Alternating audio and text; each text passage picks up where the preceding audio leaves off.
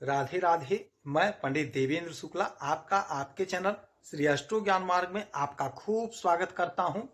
Mean राशि साप्ताहिक राशिफल 23 से 28 दिसंबर खुशियों से भरा रहेगा। संपूर्ण जानकारी सरल शब्दों में, सरल भाषा में, सरल उपाय के साथ आपसे निवेदन है, प्रार्थना है। आपने लाखों उपाय किया, एक उपाय मैं भी बताता हूं, करेंगे तो हो सकता है लाभ हो। लाभ हुआ तो आपके जीवन की दिशा और दशा बदल जाएगी। हमसे जुड़ जाइए, अपडेट रहेंगे। जुड़ने के लिए हमारे चैनल को सब्सक्राइब कर लीजिए। आपका एक पैसे का खर्च नहीं, छोटा छोटा उपाय बताता हूं, उपाय को करते चले, हो सकता है लाभ हो जाए। मीन राशि साप्ताहिक राशिफल। यदि आपकी कोई समस्या है, परेशानी है तो हमें जरूर मेल करेंगे।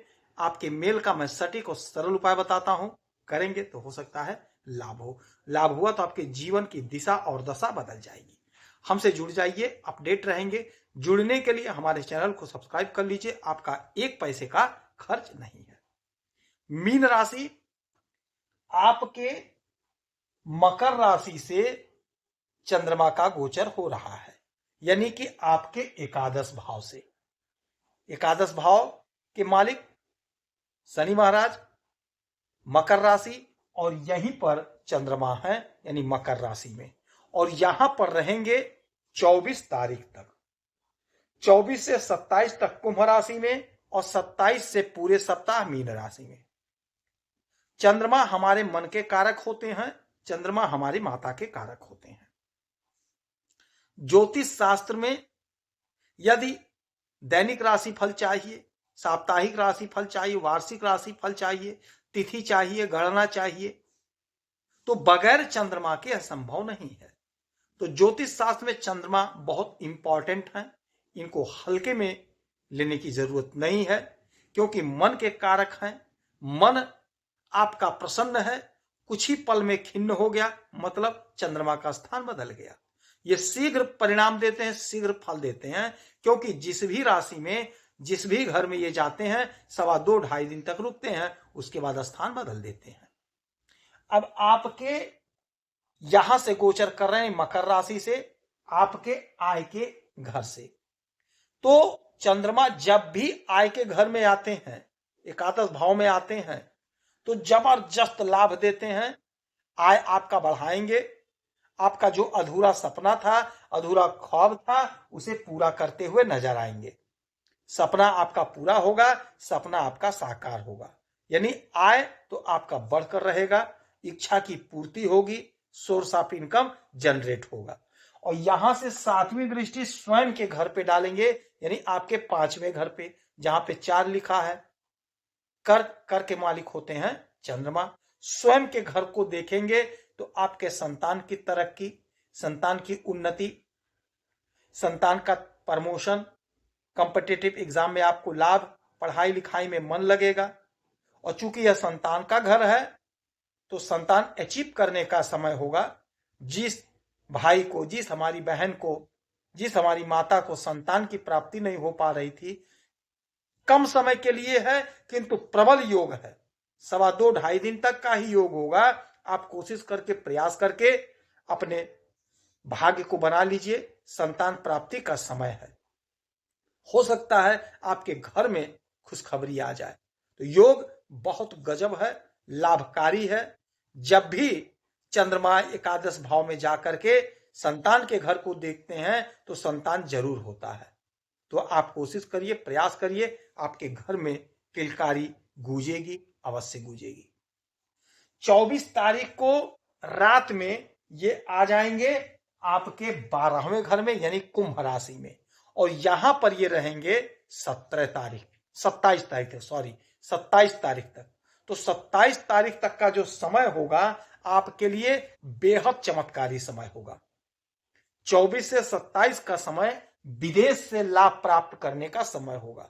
चूंकि राहु यहीं पर बैठे हैं, तो थोड़ा सा मन आपका भ्रमित तो होगा, किंतु कंसंट्रेट करिएगा, एकाग्र रहिएगा। जो भी आपका काम है, काम पे फोकस करिएगा।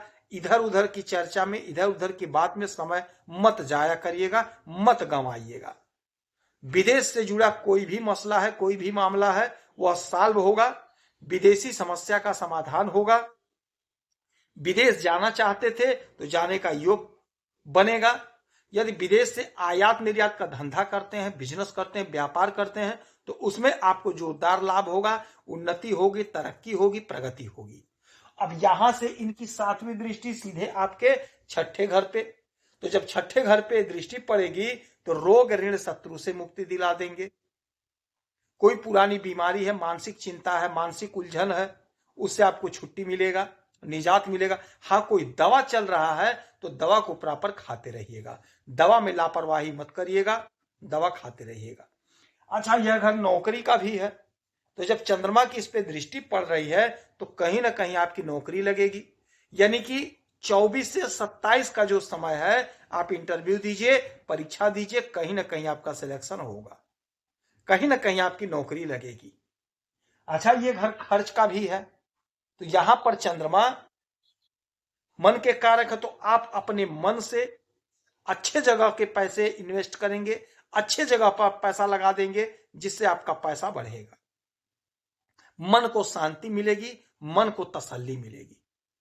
फिर 27 तारीख को चंद्रमा आ जाएंगे सुबह सुबह आपके इस घर में, यानी लग्न में। लग्न के चंद्रमा बड़े अच्छे होते हैं, और जब लग्न में चंद्रमा आएंगे 27 तारीख को, फिर पूरे सप्ताह यहीं पर रहेंगे।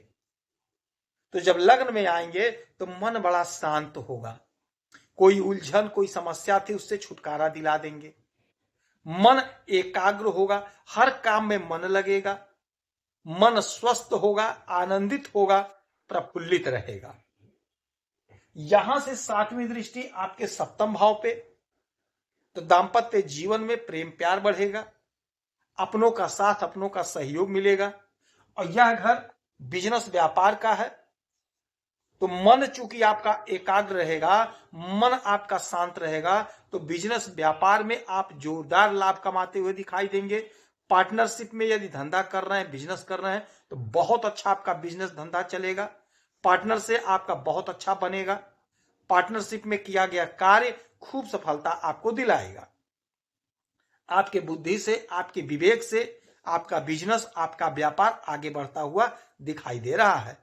तो यह सप्ताह जो होगा आपके लिए बेहतर सप्ताह होगा, खुशियों से भरा रहेगा, आय बढ़ेगा, विदेश से लाभ होगा, मन प्रसन्न रहेगा, आनंदित रहेगा, संतान के तरफ से खुशखबरी मिलेगी, दुश्मन परास्त होंगे, बिजनेस व्यापार में लाभ होगा, दांपत्य जीवन में अपार खुशियां रहेंगी। तो इस समय में 1 लोटा जल हमारे भोलेनाथ को यदि आप अर्पित करते हैं पूरे सप्ताह, तो आपको लाभ होगा।